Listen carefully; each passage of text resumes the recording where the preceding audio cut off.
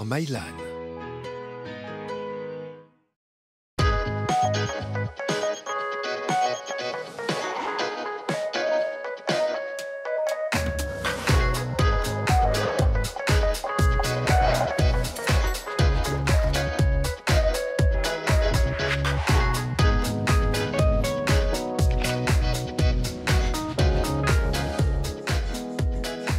Bonjour à tous, bienvenue, c'est 9h50 le matin, Bretagne. Nous sommes très heureux de passer cette petite heure en direct avec vous. Alors ce matin, notre invitée d'honneur, c'est Clémentine Célarié. Vous la connaissez bien entendu, comédienne au théâtre, au cinéma, à la télévision. Elle est également chanteuse, réalisatrice et auteure. Aujourd'hui, son actualité, c'est la sortie d'un nouveau roman, À la folie, aux éditions du Cherche Midi. Une plongée dans le monde de la différence qui peut se révéler une source bouleversante d'enrichissement et d'ouverture. On l'évoquera dans quelques instants. Dans notre rubrique Patrimoine, nous irons également sur les traces de ces Bretons partis conquérir l'Amérique grâce à une archive du 1965. Retour sur cette émigration lancée à la fin du 19e siècle du côté de Gourin en Centre-Bretagne. Une histoire commentée par Christelle Molina, la déléguée régionale de l'INA Atlantique. Ce matin, nous recevrons aussi un grand voyageur musical cette fois-ci. Il s'appelle Olivier Mélano, compositeur, improvisateur, auteur et guitariste dans plus de 50 groupes depuis le début des années 90. Il viendra nous parler de son actualité, de sa création musicale Noland, un projet d'envergure avec lequel il va bouleverser les codes, vous le verrez tout à l'heure. Il a convié Brendan Perry, le chanteur de Dead Can Dance, et le baguette de Cesson-Sévigné. Il se produira le 25 novembre, samedi donc, au Centre culturel Le Pont des Arts à Cesson. Et il viendra nous en parler dans quelques instants. La folie, on y reviendra justement, c'est le thème du livre de Clémentine Célarié.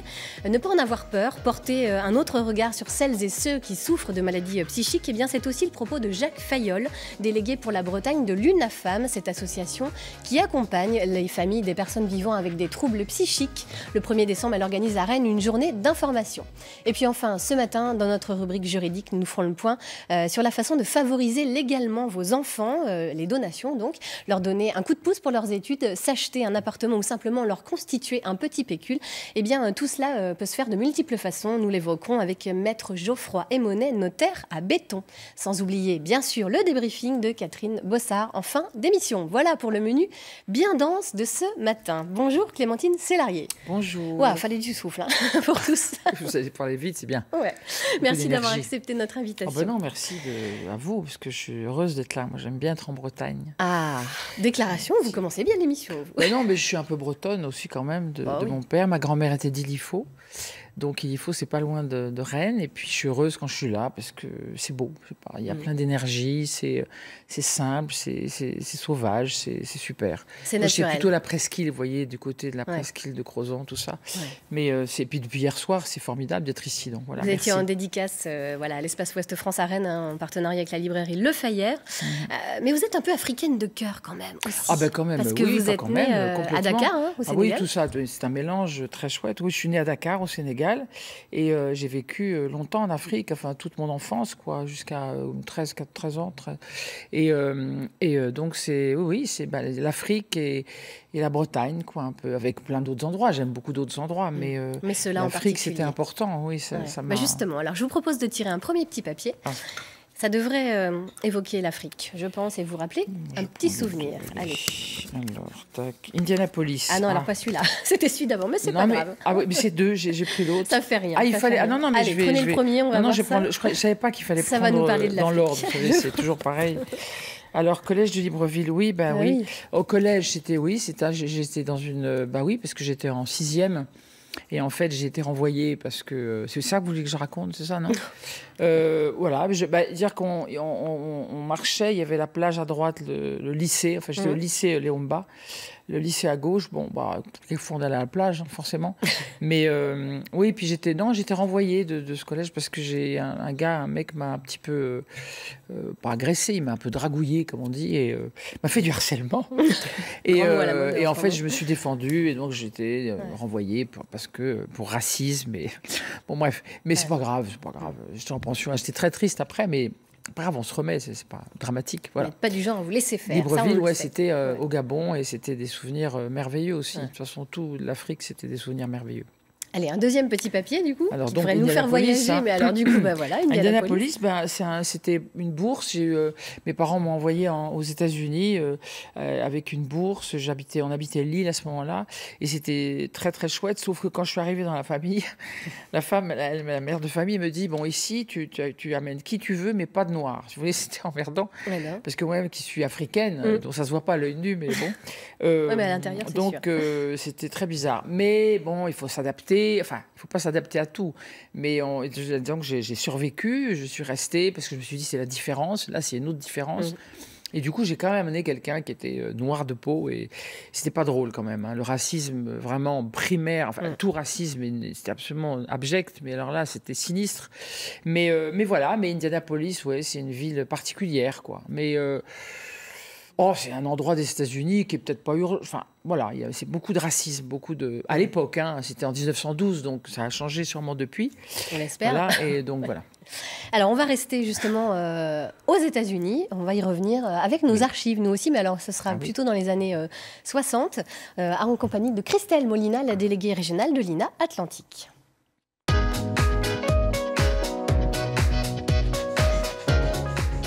Bonjour Christelle. Bonjour. Bonjour. Alors, nous, on va parler de nos Bretons qui sont partis, eux, aux États-Unis. Et oui, en fait, donc là, j'ai un sujet de 1965 où on revient un peu sur l'émigration bretonne aux États-Unis. Il y a un peu au Canada aussi, mais là, on s'est un peu focalisé sur les États-Unis et en particulier sur la région de Gourin, les montagnes noires, la Bretagne pauvre, en fait. Voilà. On regarde tout de suite et on en parle juste après.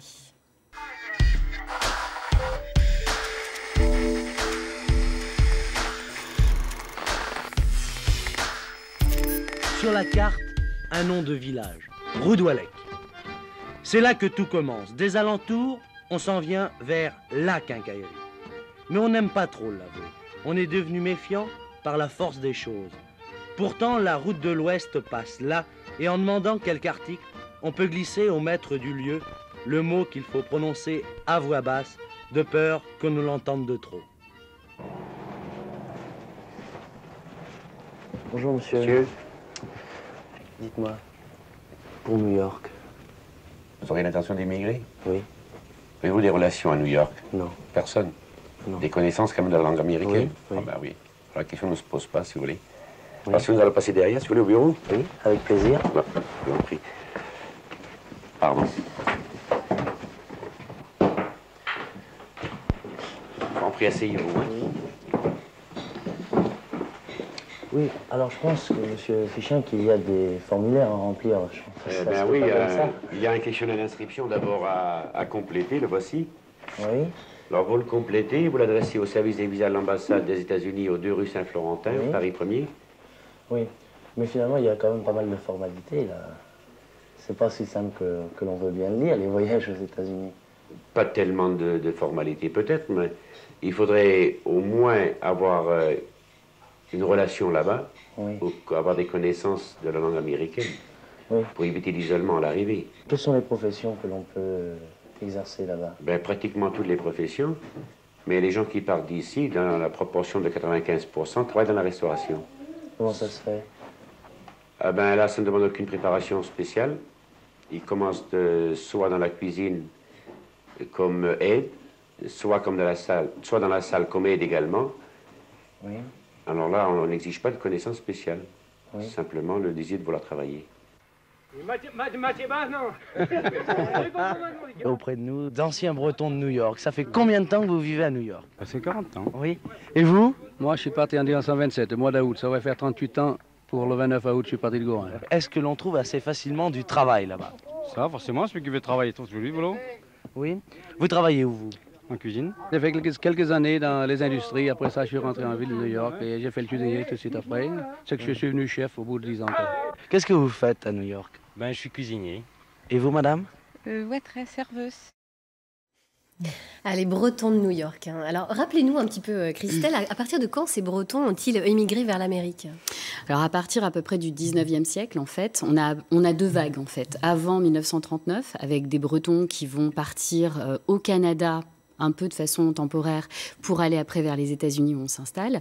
Et puis la deuxième vague, c'est après la Seconde Guerre mondiale. Et là, les Bretons vont rester aux États-Unis. Parce que souvent, bien que la vie soit rude quand même, on y travaille beaucoup, mais on gagne mieux sa vie et puis on a un niveau de vie plus élevé. Voilà. Alors pourquoi c'était une nécessité, on a le sentiment, pour ces Bretons de Centre-Bretagne, de partir ?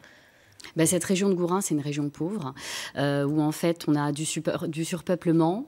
Toutes les industries traditionnelles d'ardoise, l'agriculture, ne donnent pas suffisamment d'emplois pour cette population. Donc les gens décident de quitter, de partir à l'étranger. Et on verra donc dans cette quincaillerie, mais c'est ça qui est amusant, c'est la première agence d'émigration, donc au cœur, à Gourin, en Bretagne. Voilà, pour partir. Alors sur place, quelles étaient leurs conditions de travail ? Est-ce que ça se passe bien ? On gagne bien sa vie, mais à raison d'une vie assez rude, comme je disais, pour gagner ses dollars. Donc, il n'y a pas beaucoup de distractions. Mais ils vont quand même, les Bretons, recréer un peu cette diaspora bretonne là-bas avec leurs bars, etc. Mais on travaille dur on fait beaucoup d'heures supplémentaires. On est souvent, alors, soit femme de ménage, voilà, au début. Après, on travaille dans la restauration. Ouvrier aussi, ouvrier dans des usines, l'usine Michelin à Milto ou bien Ford. Et pour avoir écouté des reportages récemment, j'entendais une dame qui disait qu'elle ne parlait pas anglais, mais qu'elle est partie en tant qu'inspectrice de qualité dans une usine Michelin à l'époque et où elle gagnait très bien sa vie. Avait-il l'occasion de revenir en Bretagne ? Ou alors, est-ce qu'une fois qu'ils étaient là-bas, en gros, ils s'implantaient, quoi ? Alors, ils s'implantaient, ils revenaient au bout de 3, 4, 10 ans. Parce que quelque part, on revient aux sources. Mais certains qui ont décidé de revenir repartaient vivre là-bas souvent. C'est vrai qu'en vieillissant, on préfère revenir à ses racines. Donc la plupart du temps, les personnes âgées revenaient s'installer. Mais avec des habitudes de vie à l'américaine, où en fait, on laisse les penties de côté, on veut faire des maisons plus grandes, plus vastes, plus de confort. Et puis on voit parfois des grosses américaines, des voitures sillonner les campagnes bretonnes, en fait. Ça doit être assez cocasse. Voilà. Alors cette émigration s'est arrêtée vers la fin des années 60. Aujourd'hui, que reste-t-il de cette histoire ? Aujourd'hui, des associations. Maintenant, il y a beaucoup de familles en fait de Gourin qui ont tous des Américains en fait dans leur famille. Certains qui connaissent moins bien la Bretagne que les États-Unis en fait. Et donc il y a une association qui s'appelle Bretagne Transamerica avec sa jumelle Bresse America qui continue en fait à faire vivre cette amitié et coopération bretonne et à créer des événements. Donc et c'est vrai qu'il y a une grande solidarité. On sait bien que les Bretons sont partout et notamment aux États-Unis, à New York où il y a une communauté assez importante qui aide. Qui est toujours très solidaire, en fait, des Bretons qui viennent, et pas que des Bretons seulement, mais des Bretons qui viennent s'installer là-bas. Est-ce qu'il y a un petit musée en souvenir ? Oui, effectivement, il y a un musée de l'émigration au domaine de Tronjoli, dans le Morbihan, et qui ouvre chaque été pour raconter cette histoire des Américains en Bretagne. Enfin, oui, des Américains en Bretagne, ou des Bretons en Amérique. Voilà. Ouais. Merci beaucoup, Christelle, de nous avoir rappelé ces souvenirs des Bretons américains. Merci. On va revenir vers vous, Clémentine. Vous connaissiez cette histoire des Bretons qui ont Non, c'est chouette. Ça me rappelle ma grand-mère qui était d'Illifaut et qui n'est pas partie aux États-Unis, elle qui est partie à Paris, toute seule en train à 17 ans, qui était paysanne et qui était très courageuse. Enfin, c'est courageux de partir loin comme ça et de faire une nouvelle vie. Voilà. Non, merci. On voyageait plus, en fait, vers Paris ou les États-Unis que dans la région Bretagne. C'est ça qui est fou, d'ailleurs. Ouais, effectivement. Alors vous, Clémentine, vous avez commencé votre carrière en radio, dans une radio du groupe Radio France qui s'appelait Radio 7. Et là, le directeur vous fait une demande étonnante, quand même, par rapport à votre identité, à votre prénom. Non, mais il me demande, mon vrai prénom c'est Myriam, il me demande de m'appeler par un nom plus marrant, un truc qui me dit comme tu ris tout le temps, on va dire Clémentine. Voilà, bon. Moi je m'en foutais parce que ça m'est égal, enfin bon, les prénoms, tout ça, enfin je sais pas. Et puis du coup, je l'ai gardé après, mais du coup ça me fait deux vies, ça me fait Clémentine puis Myriam. Mais mes parents, et que j'embrasse d'ailleurs, qui sont à Montourgard à l'heure qu'il est, qui sont en Bretagne, donc sur la presqu'île, m'appellent Myriam, mes frères, mes amis, mes intimes m'appellent Myriam, mais voilà, c'est Oui, enfin, voilà. C'est un détail pour vous, de toute façon. Non, mais oui, mais voilà, c'est tout. Il m'a baptisé comme ça. Ça aurait pu être pire, hein, ça aurait pu être orange ou banane, enfin bon, un truc, voilà. Alors, en tant qu'aspirante comédienne, entre guillemets, à l'époque, hein, vous commencez dans le film de Claude Sauté, Garçon. Oui. Quel souvenir vous en gardez de ce premier tournage ? Super. J'étais très inquiète qu'on voit que j'étais très travailleuse, très concentrée, très présente. Donc j'étais tout le temps raide comme ça, tenue toute la journée, alors que bon, j'avais un tout petit rôle, quoi. Donc à la fin de la journée, j'étais crevée, parce que si vous restez toute une journée comme ça, toujours à dire coucou, je suis là, vous inquiétez pas, je suis prête. Enfin, bon, bref, j'admirais énormément Yves Montand, c'était incroyable, c'était drôle, c'était dans un studio. C'était génial, c'est magnifique de découvrir ça. Puis je le voyais tout le temps dormir sur des tables, il s'allongeait sur des tables, il dormait. Je me dis, c'est bizarre qu'il dorme comme ça. En fait, bah oui, il dormait, moi je dors. Alors, je ne me compare pas à Yves Montand, mais on dort parce qu'on se recharge en énergie, on attend beaucoup quand on tourne, et entre les prises, c'est bien de dormir. Enfin, chacun fait ce qu'il veut, c'est des micro-siestes, si vous voulez. Voilà, donc après j'ai compris, mais c'était un très beau souvenir de rencontrer Yves Montand, Jacques Villeray, tous ces gens, Bernard Fresson aussi, Nicole Garcia, Marie Dubois et tout ça, c'était super, voilà. Alors après, il y a 37,2 le matin, 2 ans plus tard. Ouais, enfin, longtemps après. Ouais, c'est ça. Bah, ça, c'est... c'est le film qui vous révèle au grand public. C'est quand même... Oui. Vous avez une nomination au César c'est de la surtout meilleure le rôle. actrice pour un second rôle. Le film, oui, mais surtout le rôle qui est un rôle fort, hein, c'est le moins qu'on puisse dire, mais qui est un rôle très... qui dépasse... Déjà, ça dépasse... C'est pas dans la norme, si vous voulez. C'est un rôle très... un peu extrême, quoi, on va dire. Hein. C'est quand même... J'ai demandé la permission à mes parents de faire ça, quand même, parce que c'est un petit peu sexuel. Enfin, pour ceux qui ne l'ont pas vu, ils ont qu'à regarder la séquence. Mais donc, c'est assez violent, on va dire. Mais c'était la rencontre avec Benex, avec Jean-Hugues Anglade, Béatrice Dalle, c'était super. C'était à Marvejols, enfin c'était c'est une période très belle aussi, très belle d'apprendre.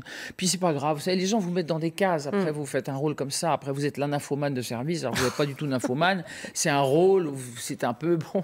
Mais moi, ce qui dépasse, ce qui déborde, c'est comme ça. C'est ma vie. Ça a toujours dépassé de partout. Donc voilà. Alors justement, on vous met dans des cases. Non, parce que vous essayez toujours d'en sortir. Le cinéma, finalement, ça j'en vous sors, suffit. C'est pas que j'essaye, c'est que vous en sortez systématiquement. Et tout de suite, vous allez vers les planches également, parce que ça vous attire aussi beaucoup, le théâtre. Le métier, cette passion, c'est d'aller partout où vous pouvez exprimer. Il y a le théâtre, la musique, il y a... pour moi, c'est pareil. Si vous voulez, c'est des terrains, des endroits où vous avez envie de partager des trucs. Donc, le cinéma, c'est un truc. Mais s'il n'y a pas de rôle intéressant au cinéma, moi, je m'en fous de faire du cinéma. Vous voyez, c'est les rôles, c'est ce que vous avez à défendre qui est important. Vous êtes une boulimique de travail, une femme orchestre, comment on peut dire? Parce que vous touchez à tout, finalement. On a ce sentiment-là, vous touchez au théâtre, à la musique, à la télé, c'est pas que je touche à tout, les c'est que séries. j'ai besoin de fabriquer, de créer. Ouais. C'est ma vie, quoi. Le reste, c'est mes enfants, ma famille, mes parents, un homme que j'aime éventuellement comme ça, là, tout ça. Mais je veux dire, moi, quand je me lève, j'ai envie d'écrire, j'ai envie de faire une chanson, j'ai envie de... c'est comme ça. Pour moi, c'est mêlé. C'est une passion, c'est un besoin, c'est une drogue, je sais pas. Il faut que ça sorte. C'est normal pour moi, si vous voulez. C'est pas normal pour moi de ne pas créer. Ouais. Vous comprenez ce que je veux dire? Je me demande comment les gens vivent quand ils ne fabriquent pas, quand ils ne créent pas quelque chose et qui ne sont pas liés à l'imaginaire. C'est un truc vis-à-vis de la réalité aussi. Vous voyez, la réalité, c'est pas un truc qui me... Sauf la nature, la mer, mais la nature forte. Pour ça que j'aime la Bretagne, je me sens chez moi. La sauvagerie, mais voilà, la convention, moi, ce que j'aime, c'est d'aller rêver, d'aller fabriquer du rêve. Et voilà, où que ce soit, sur scène, en chantant... Dans les mots aussi, parce qu'on va dans les mots également, dans l'écriture. Oui, en écrivant, on va l'évoquer tout à l'heure. Oui, écrire, c'est le terrain de liberté. Ouais. Vous voyez, vous n'avez pas besoin d'argent pour écrire, pour faire un film, si un peu, pour faire un disque, moins maintenant, pour faire de la musique, moins, parce que on peut avoir des circonstances, on peut enregistrer de façon plus... Mais voilà, c'est de fabriquer, de créer, quoi. C'est une espèce d'obsession, voilà. Alors l'obsession, vous allez la partager tout de suite avec un artiste, cette obsession de créer, justement. Il s'appelle Olivier Mélano, c'est un artiste complet, comme vous, un musicien inclassable et prolifique. On le reçoit tout de suite, vous allez pouvoir partager et échanger avec lui.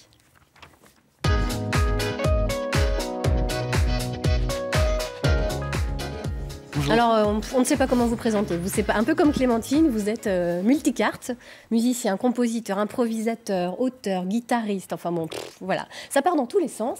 C'est toujours beau. Ça fait plus de 25 ans que ça dure. Avec vous, on a la confirmation que la matière sonore se sculpte. Qu'est-ce qui vous inspire, Olivier Mélano? Alors, je rejoins un petit peu ce que disait Clémentine Célarié sur la nécessité de faire des choses pour ce qu'elles sont. Pas pour faire de la musique, ou ça, je suis vraiment tout à fait en phase avec ça. Chaque projet, pour moi, ça naît d'une nécessité absolue.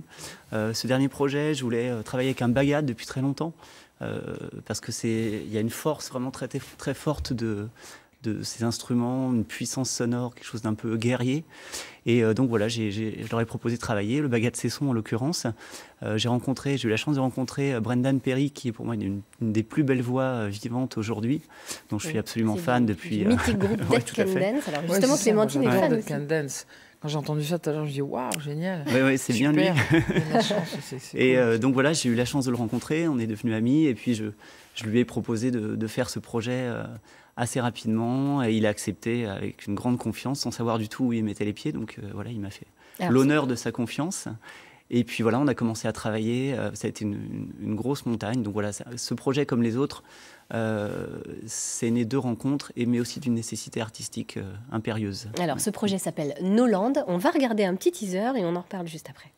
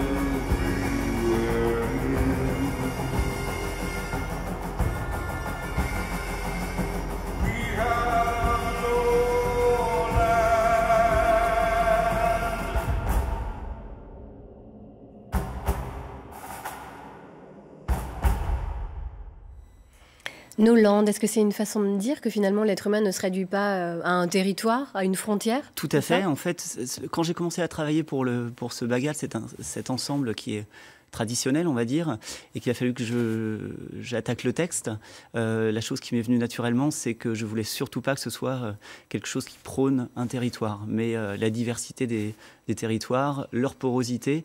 Et ça ne veut pas dire que ça niait leur identité profonde, mais pour moi, je pense que les maux de notre terre, tous les problèmes, mais depuis le début de l'histoire de l'humanité, ne sont liés qu'à un partage des territoires, à un partage des richesses. Et, enfin, c'est cette division qui est le nœud vraiment de tous les problèmes de l'humanité.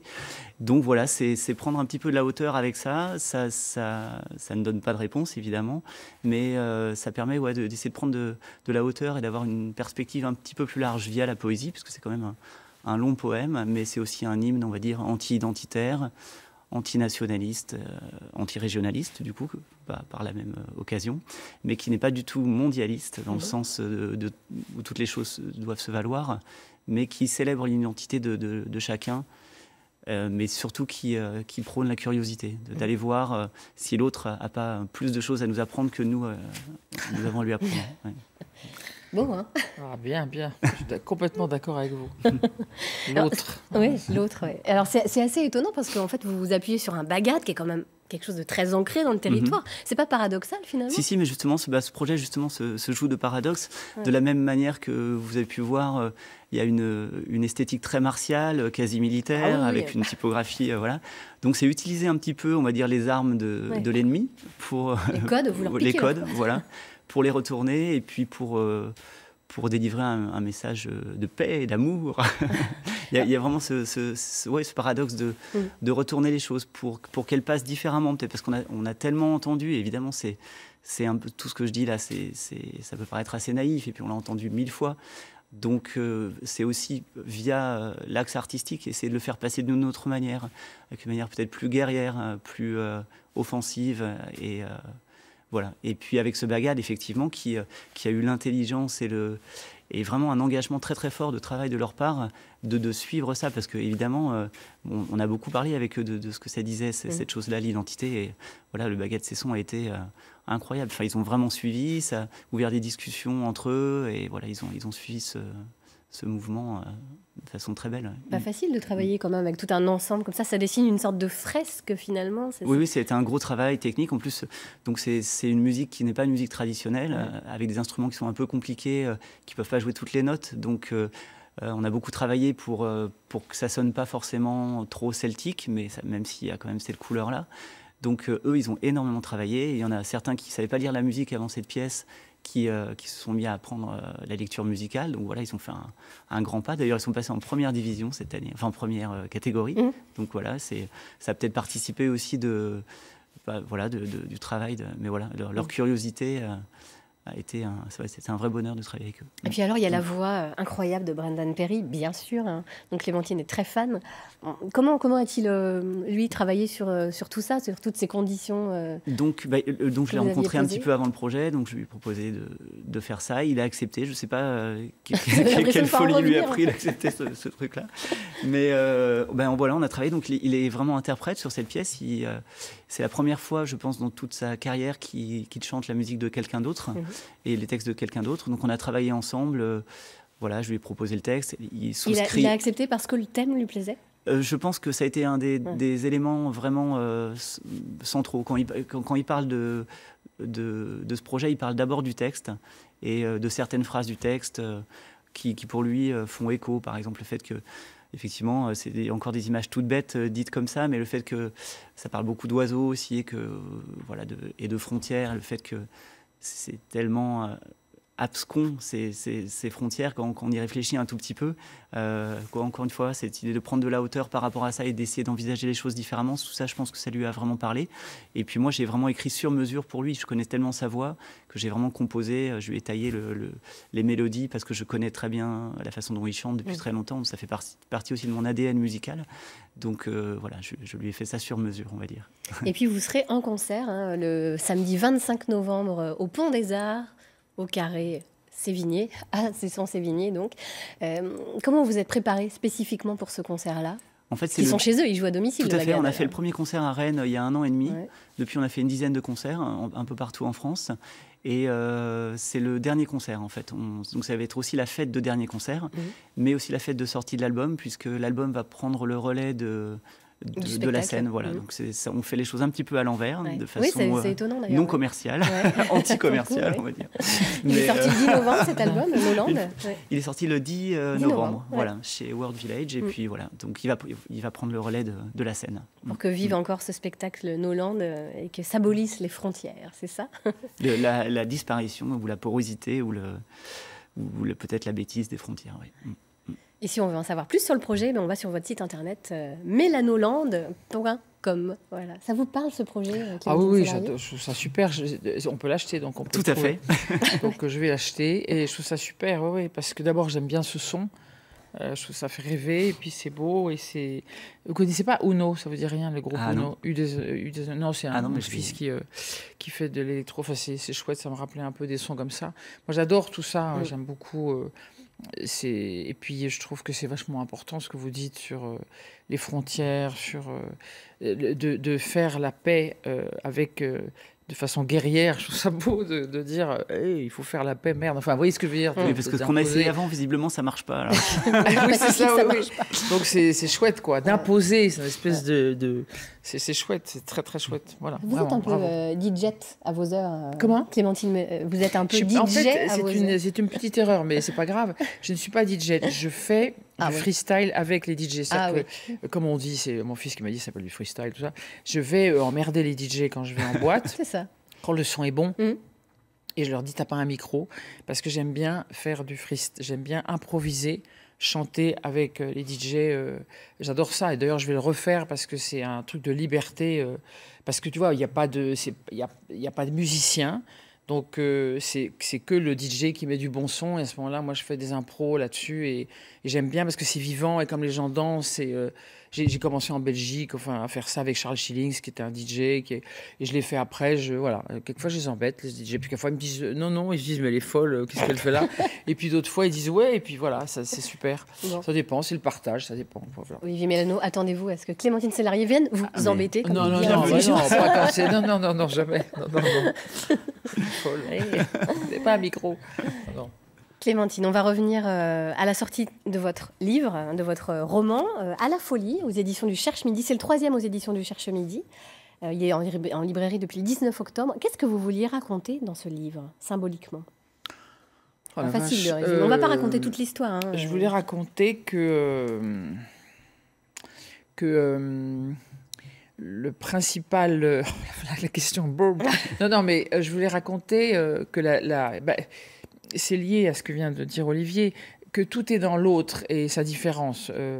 Que le trésor, il est chez l'autre, et quelle que soit sa différence, que la poésie, que la liberté d'expression, la liberté de parole, que la créativité, que le théâtre, que la musique, que le jeu, le lien à l'enfance, à l'imaginaire, que tout ça, c'est la vie pour moi. Et que cette femme, en fait, elle est bloquée dans le système parce que c'est tellement normé, quoi. C'est tellement...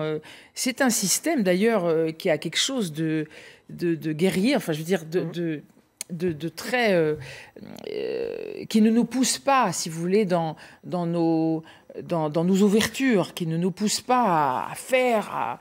c'est un système, quelquefois, qui est dangereux, ce système dans lequel on est, quelquefois, qui nous dit que c'est ça, que le matériel, et les frontières, et les machins, et l'autre, hein, alors que l'autre, c'est le trésor. Et donc là, c'est cette femme qui n'arrive pas à vivre, qui ne peut plus vivre dans ce système, et qui est sauvée par quelqu'un qui est absolument pas normé, parce qu'en fait, il n'est pas normal, et il est considéré comme handicapé, comme on dit. C'est quelqu'un qui est IMC, j'ai su que c'était, qui est donc affecté physiquement, quoi, qui a un problème moteur, et qui est déguisé en Père Noël, qui chante et j'ai crié à Aline pour qu'elle revienne en pleine rue, enfin en pleine ville comme ça, et elle se dit c'est qui ce gars, il est ivre-mort. En fait, il n'est pas ivre-mort, il est simplement un peu affecté physiquement. Moi, j'aime pas le mot handicapé parce qu'il n'y a pas le contraire, il n'y a pas l'opposé. Et donc, en fait, elle va être embarquée dans ce centre. Et si vous voulez, c'était pour célébrer la poésie, la folie. Là, ils font du théâtre. Et elle va retrouver dans ce centre, avec des gens étranges. J'ai pas voulu déterminer les maladies. Il n'y a pas de maladie. C'est des affectations, quoi, des empêchements moraux ou physiques de ces gens, mais ils sont tous un peu dingues, un peu pétés du casque, un peu comme moi, comme nous, enfin j'espère, pour vous. Mais c'est-à-dire et du coup, elle va se dire, waouh, tout est possible ici. Parce que justement, il n'y a pas le repère. Elle trouve une liberté, en fait. Oui, c'est la liberté, la poésie, l'urgence de vivre, que quelquefois nous perdons, enfin quand on a... tous nos facultés, il n'y a plus cette urgence. Moi, je l'ai, si vous voulez, je ne sais pas pourquoi j'ai ça, mais c'est un besoin de créer, besoin d'être... Et ces personnes avec lesquelles elles se retrouvent ont ce lien avec l'enfance. Ils sont dingues, ils ont une espèce de... Donc, ils vont créer, ils vont faire du théâtre, et puis après, ça va sortir du centre, et là, évidemment... il va y avoir des petits soucis parce qu'il y en a qui vont mélanger la réalité ils sauront plus, et le rêve et le personnage. Ils vont plus vouloir enlever leur costume. Donc... Mais vous-même, dans l'écriture, vous brouillez les pistes. On ne sait plus qui est fou, qui n'est pas fou. Et d'ailleurs, qu'est-ce que ça veut dire, fou? Ben oui, de toute façon, fou et puis normal. Qu'est-ce que ça veut dire? Moi, j'ai rencontré un mec qui s'appelle Joseph Chauvanec, qui fait... Vous connaissez la série Vestiaire? Je ne sais pas si vous connaissez, c'est une série sur France 2. Regardez ça, c'est génial. C'est des personnes qui ont un bras plus court que l'autre, qui n'ont pas de jambes, pas de bras. Voilà, c'est ça. Moi, je fais une espèce d'horrible pétasse d'actrice immonde qui pense qu'à elle. Une caricature d'actrice géniale. Et il y a des gens là-dedans, mais merveilleux, qui ont une autodérision incroyable. Et si vous voulez, c'est un autre regard sur la différence. Et il faut que ce regard change, mais il ne change pas parce qu'on n'est pas éduqué. On ne voit pas assez de gens, de personnes affectées, vous voyez, en fauteuil ou avec des attitudes. On ne les voit pas assez, ces personnes, à la télévision même. Donc du coup, on n'est pas éduqué. On ne sait pas comment approcher quelqu'un qui est différent. Et c'est dommage, parce que si on était éduqué, voilà. Et puis dans les écoles, c'est un truc d'école, c'est un truc de mélanger les enfants et que les choses, voilà, qu'il n'y ait pas de côté, qu'on n'ait pas peur, parce que les gens ont peur, mais on a peur de ce qu'on ne connaît pas. Donc voilà, donc c'était vraiment pour célébrer le trésor que ces personnes ont en elles, quoi. Ils ne sont pas du tout effrayants, en fait. Ils sont, ils sont galvanisants, enfin, ils sont très inspirants, quoi. Voilà. Est-ce que Marguerite, c'est un peu vous? Par moment. Beaucoup en fait. Je voulais dire non, c'est pas autobiographique.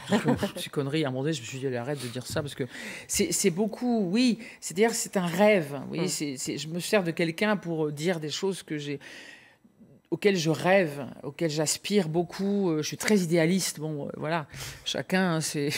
Mais j'ai envie de rêver que c'est possible. Mais ça le sera.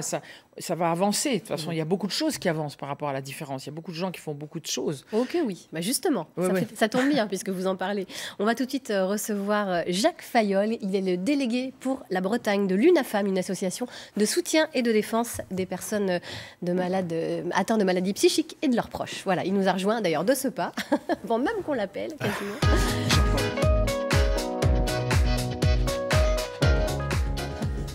Alors, qui sont les malades et les proches que vous accompagnez, Jacques Fayolle? Alors, à l'UNAFAM, on s'occupe d'abord des familles qui sont touchées par un proche, souvent un enfant, par maladie. C'est une vraie maladie, ou des maladies qui arrivent entre 15 et 25 ans.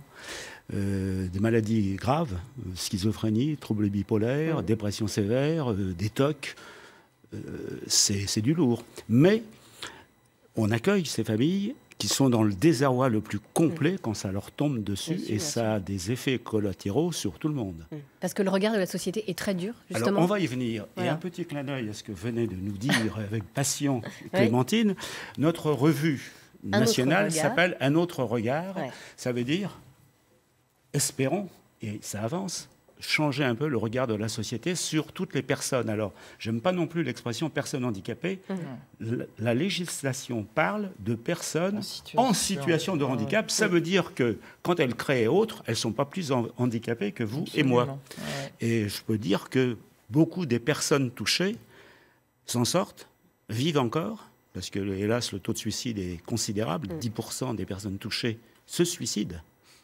Je ne parle pas d'ETS. Énorme, hein. Et ils s'en sortent parce que, souvent par l'art, l'écriture, le dessin, la musique, le théâtre, la peinture, tous, je dirais, là, ils créent. Et heureusement qu'ils créent, parce que sinon, on ne sait pas qu'est-ce qui les ferait se lever le matin. Leur trouble est aussi de rester terrés.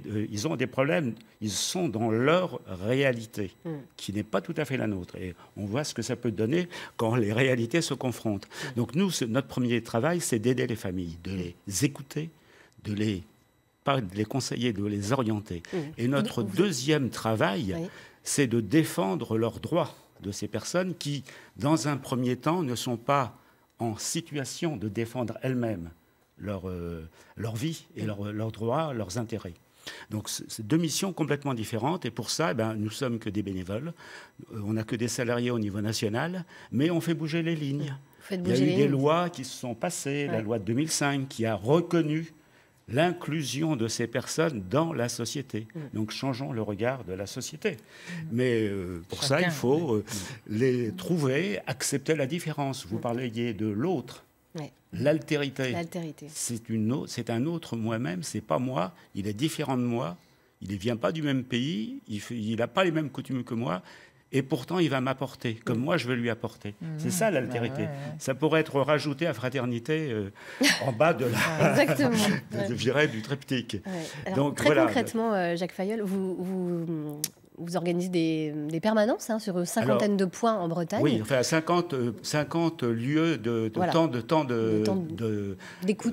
de permanence pour les familles. Oui, par mois, c'est à peu près. Sur une vingtaine de sites en Bretagne. Donc ça, c'est notre premier travail. Et on organise aussi des colloques, des journées, donc des journées un peu régionales. Oui, comme celle qui aura lieu le 1er décembre à Rennes, une journée d'information où la famille, d'ailleurs, est conviée aussi, parce que vous organisez aussi des formations. Alors, on organise des formations. Les familles des malades, moi, je viens d'en suivre une, et malgré tout mon passé à l'UNAFAM, où je croyais bien connaître tout cela, je connaissais peut-être bien théoriquement, mais comment moi, Jacques Fayolle, je suis capable de modifier mes comportements vis-à-vis de mon fils malade si je n'ai pas en tête tout ce qu'il souffre, tout ce qu'il vit, toutes ses difficultés. Et là, c'est un vrai changement de point de vue.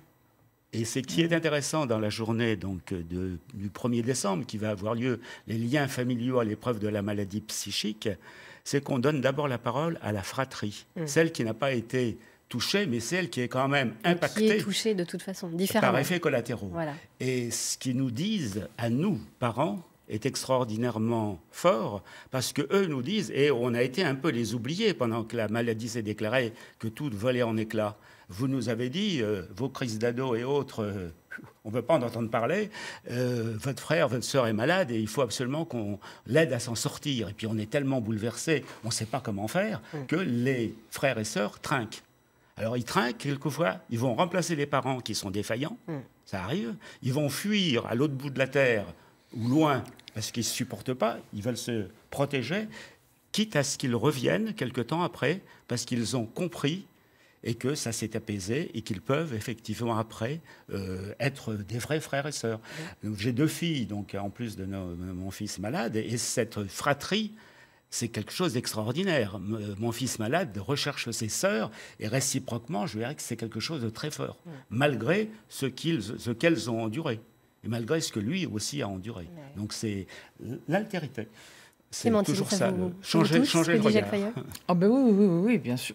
Oui, je trouve ça super. Mais j'avais rencontré le professeur Hirsch, j'ai dit à Jacques tout à l'heure, qui est un monsieur qui travaille sur l'éthique, parce que les personnes effectivement qui accompagnent des personnes malades, en situation de handicap, très atteintes, très affectées, tout ça, c'est vrai que c'est exactement ça. Elles savent pas et on s'occupe pas d'elles. Enfin, je veux dire, souvent, alors que c'est une éducation, c'est toujours pareil. Et puis en plus, on parle pas du sexe là, l'accès à la sexualité. Il y a une femme l'autre jour à un salon qui m'a pris les mains comme ça et qui s'est effondrée en larmes et qui m'a dit aidez-moi parce que mon fils, je sais pas comment, il a besoin de faire l'amour. Vous vous rendez compte? Non mais c'est monstrueux parce qu'en fait, on est dans un pays quand même où il n'y a pas tout ça, il n'y a pas cette éducation. Quand on veut faire un spectacle, par exemple, avec des personnes en fauteuil roulant, on ne peut pas le faire parce qu'il y a des salles accessibles comme spectateur, mais pas sur scène. Non, mais voilà. Donc, il y a plein de progrès à faire. Mais c'est vrai que c'est en le faisant, quoi. C'est avec des personnes comme ça, et puis des artistes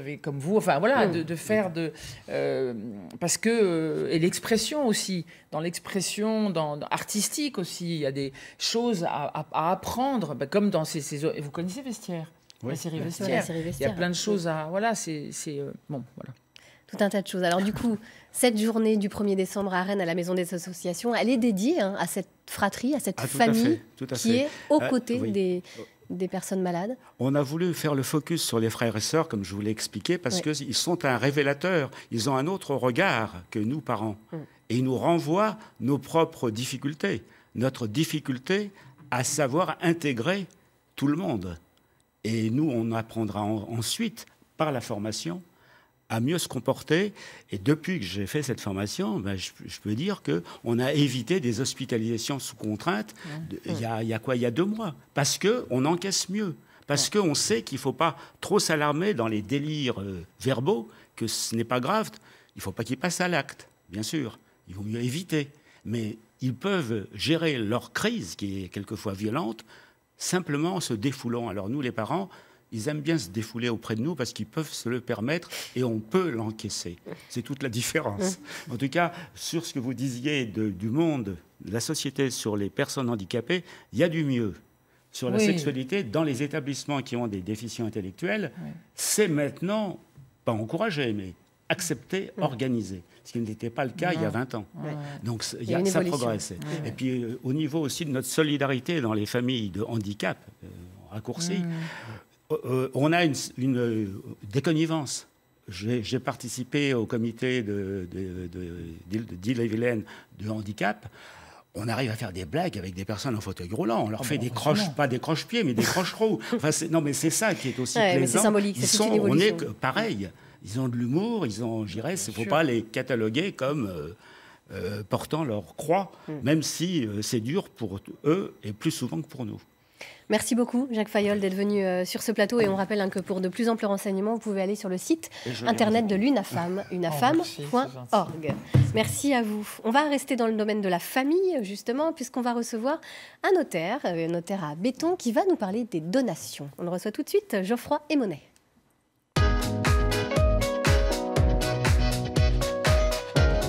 Bonjour Geoffroy. Bonjour. Alors, quelles sont les situations les plus concrètes de donation pour aider ces enfants? Dites-nous tout. On peut donner tout d'abord des biens physiquement, concrètement, en pleine propriété, pour les aider par exemple à se loger. On leur donne un appartement, une maison, ça ne peut pas être le cas de tout le monde bien sûr, ou tout simplement un véhicule. Et puis on peut leur donner plus facilement des sommes d'argent. Les sommes d'argent, les enfants sauront quoi en faire, ils pourront acheter une partie d'un appartement, une partie d'une maison, ils pourront financer des études coûteuses, ils pourront créer une société. Donc on a vraiment tout type de donation possible. C'est très simple finalement. Enfin, quand on a les conseils d'un notaire, c'est mieux. Comment s'y prendre justement très concrètement?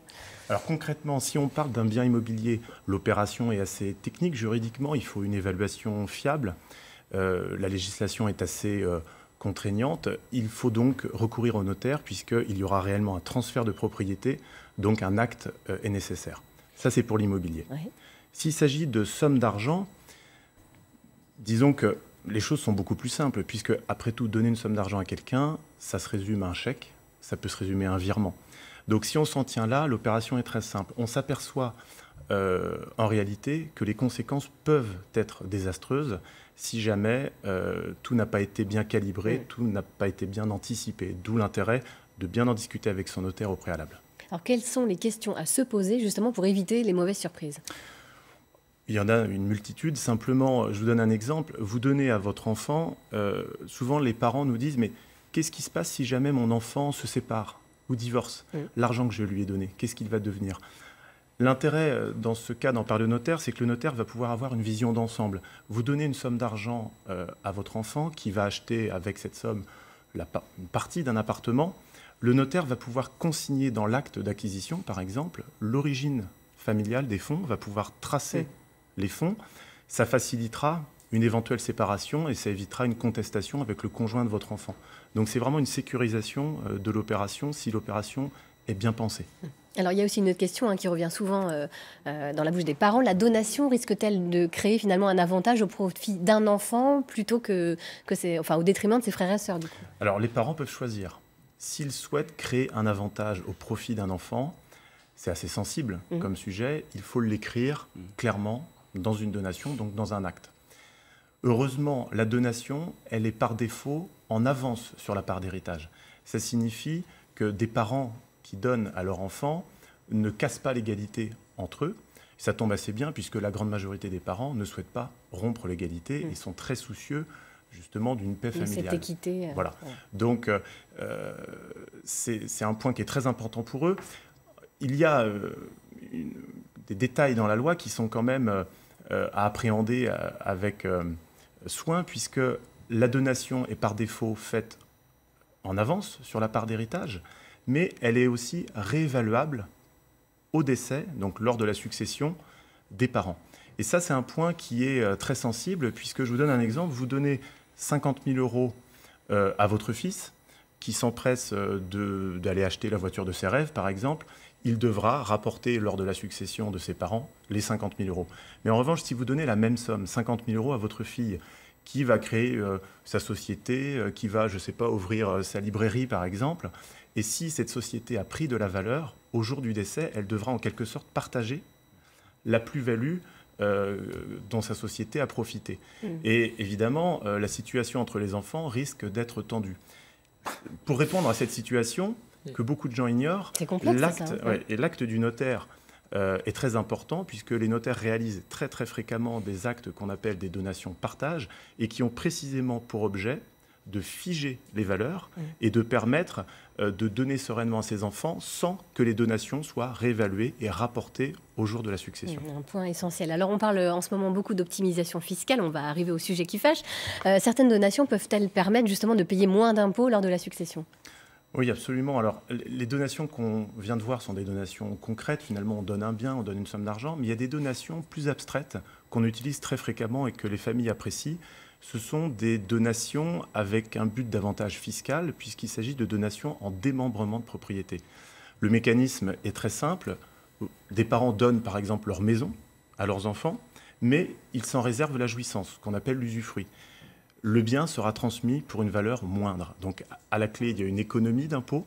Ça peut non pas aider concrètement les enfants sur le moment, mais ça peut les aider à réduire la facture fiscale au décès.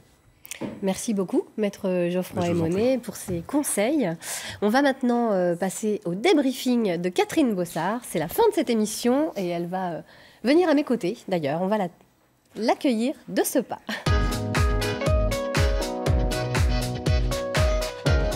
Elle allait presque oublier de venir, dites donc. Bonjour Catherine. Alors, qu'est-ce que vous avez retenu de cette émission, dites-moi ? Je suis un peu atterrée en fait, je vous avoue. Vous êtes des grands malades, hein. Vous êtes vraiment des grands malades. Je vais noter, j'ai pris des notes parce que c'est pour ça que je suis venue aussi. On parle de n'avoir pas de frontières, pas d'identité, on accueille des gens différents chez soi. Mais qu'est-ce que c'est que ces machins là? Non, vous n'êtes pas du tout. Donc on invite des gens à la maison. Vous parlez de SEXE en direct à la télé un matin également. Voilà, vous allez avoir des problèmes. Voilà, je préfère vous prévenir. Vous allez.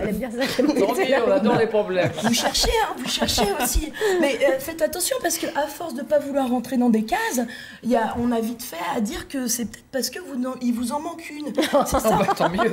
C'est peut-être ça, la personne à qui il manque une case, c'est peut-être parce qu'il n'a pas voulu rentrer dedans et puis du coup il est parti sans.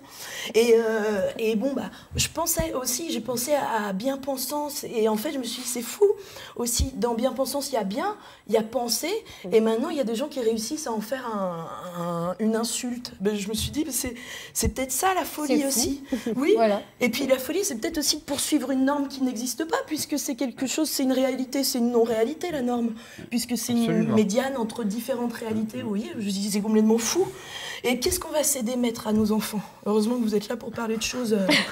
Moi, je propose aux téléspectateurs de me céder tout ce qui est matériel, maison, voiture, capital. Donc vous passez par maître et je vais lui laisser mes coordonnées. Et puis donner à vos enfants une petite citation, par exemple, que j'ai mis ici.